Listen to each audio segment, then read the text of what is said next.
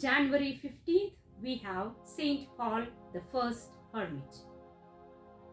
On January 15th, the Catholic Church remembers Saint Paul of Thebes, whose life of solitude and penance gave inspiration to the monastic movement during its early years.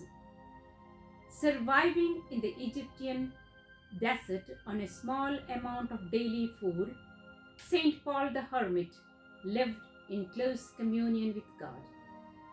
Before the end of his life at age 113, he met with Saint Anthony the Great, who led an early community of monks elsewhere in the Egyptian desert. Born in approximately 230, the future hermit Paul received a solid religious and secular education, but lost his parents at age 15. During the year 250, the Roman Emperor Decius carried out a notorious persecution of the church, executing clergy and forcing lay persons to prove their loyalty by worshipping idols. The state used torture as well as the threat of death to coerce believers into making pagan sacrifices. Paul went into hiding during the Dacian persecution, but became aware of a family member's plan to betray him to the authorities. The young man retreated to a remote desert location where he discovered a large abandoned cave that had once been used as a facility for making counterfeit coins.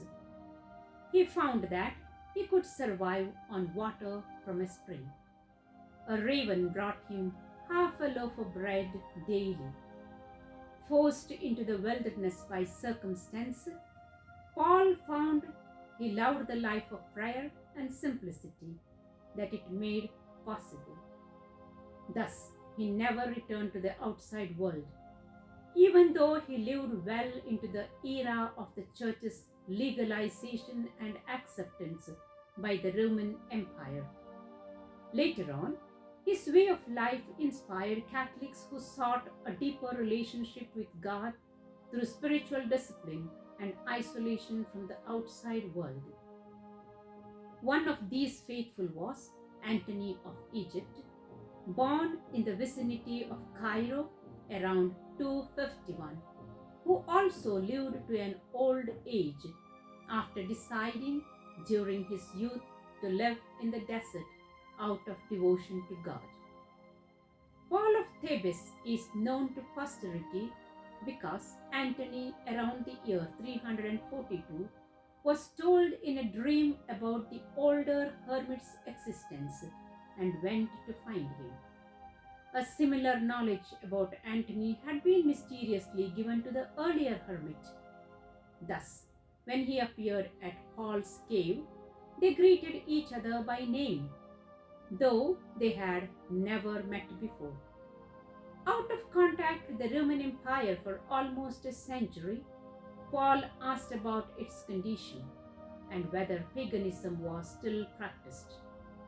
He told Anthony how, for the last 60 years, a bird had brought him a ration of bread each day, a mode of subsistence also granted to the Old Testament prophet Elijah.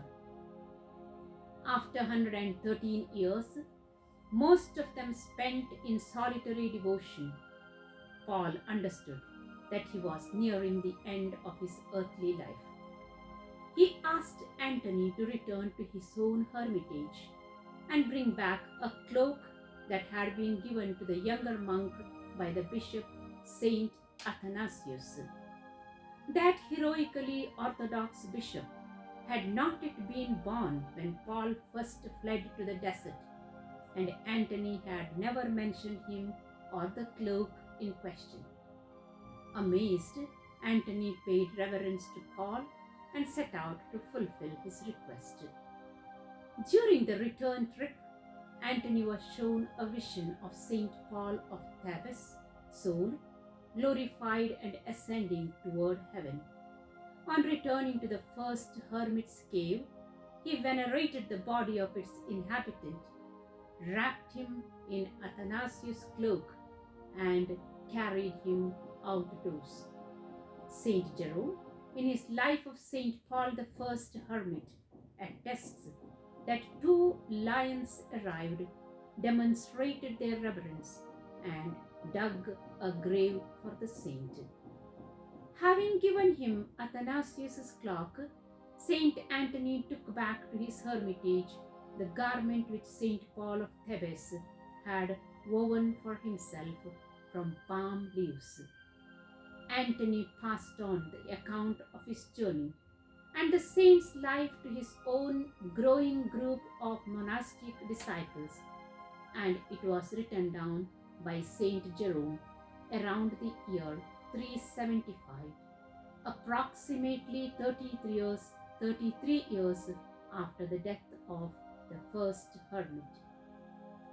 Venerated on the same day by Roman Catholics, Eastern Catholics, and Eastern Orthodox Christians, Saint Paul of Thebes is also the namesake of a Catholic monastic order, the Order of Saint Paul the First Hermit, founded in Hungary during the 13th century and still in operation.